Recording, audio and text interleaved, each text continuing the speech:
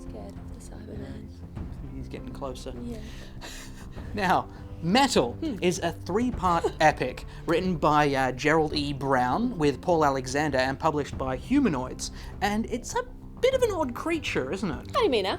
Well, I mean, if it weren't for all the robots and the spaceships flying around, I would have thought that I was reading a fantasy novel, not a sci-fi one. Yeah, I know what you mean. It does kind of tick all the boxes of classic fantasy fare. It does. We've got the Emperor.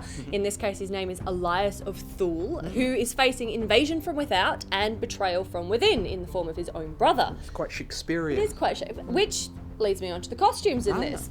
Most of the costumes seem to be kind of Renaissance style clothing and even the castles, and it's very that kind of era. But we've also got political intrigue with the nobles scrambling for power. We've got swords and we've got dueling, but we have dueling with robots. Yeah.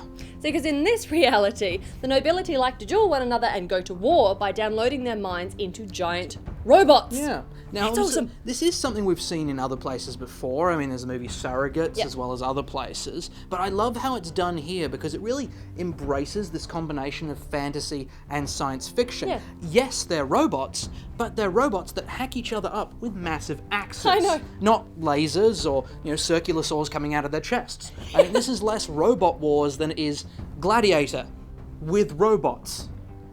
I mean, and that's pretty awesome just by itself. Yes, Yeah. it is. But besides that admittedly very awesome concept, Thank you. we also have an incredibly solid story to back it up. True. We have an alien invasion, as is with our science fiction kind of era. Yeah.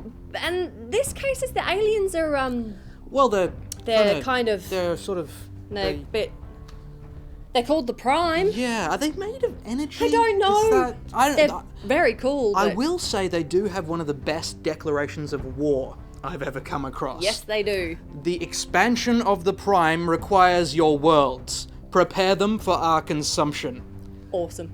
You're just so dispassionate and inhuman. I mean, which is great when you contrast it with the main characters in the story, who are, if nothing else, intensely human. Yeah, but I think that was really important to have these very human characters fighting this thing. I'm not called whatever it is. Yeah. The artists on this, Butch Guice and Roman Sojenko, have done such a beautiful, detailed job of the naturalism of these characters against the scope of the alien invasion. And all the planets that you kind of visit, they feel like different planets. They don't just feel like the same kind of round thing with different coloured trees. They have almost a different emotion to each place. It's very cool.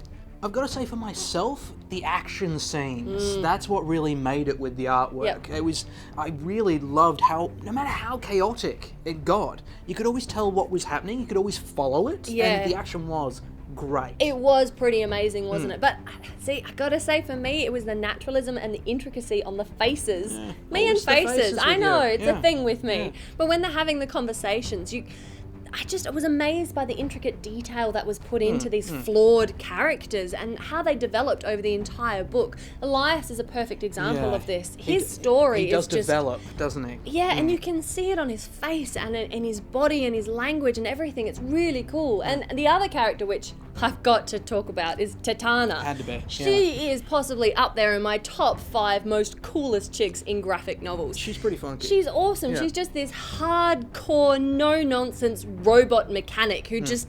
She's almost fatalistic. She throws herself out of an elevator and says, "Catch me!" That bit is cool. It's awesome. That is very She's cool. brilliant. Now look, calm down. Obviously, we did quite like this book. Yeah. It's evident. But I do have to say, for myself, I grew up reading a lot more fantasy than sci-fi, so that's where I'm coming from. Yep. Now, with this book, I did notice there's not a lot of time spent explaining the mechanics of what happens. No. You know, they're kind of It's a just... given. You it's just a accept given. it. There's an almost mystical kind of feel to it in some cases, you know, how the brains are put into these robots and some almost theological things that come in later on.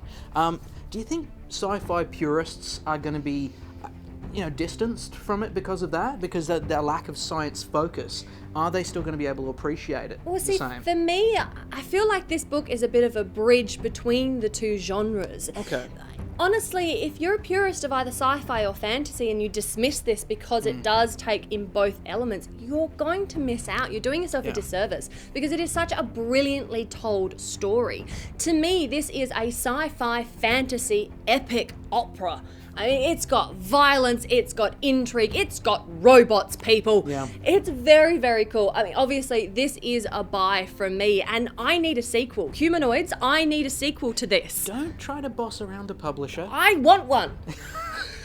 Okay, well, hopefully they'll take that on board. Please. Now, look, whatever you're coming from, whether you're coming from a sci-fi or a fantasy background, or possibly a whole different area entirely, the point is, this is an action romp, this one. This is a lot of fun. It's a big action adventure through space in a robot body with a sword in each hand. And honestly, what is not to like about that? What more do you want? So this is definitely a buy from me as well. Absolutely. Now, at this point, I think, we've all had a turn. Indeed. I think it's time we asked our director, Mr. Ben Shackelford, what's your favourite your sci-fi? We know you're a bit of a sci-fi? sci-fi guy. Come on now. What's your favourite of all time? Yes, well, it's hard to pick between, Star Wars, Star Trek, 2001, so much. You can't But you tell us have all to. of them. Pick I'm one. going to have to say, being a TV guy, I'm going to pick X-Files. Oh, I do love a bit of Yeah, X-Files. ran a long time. The truth is out there. X-Files. Now, obviously, you guys are all going to have a favourite as well.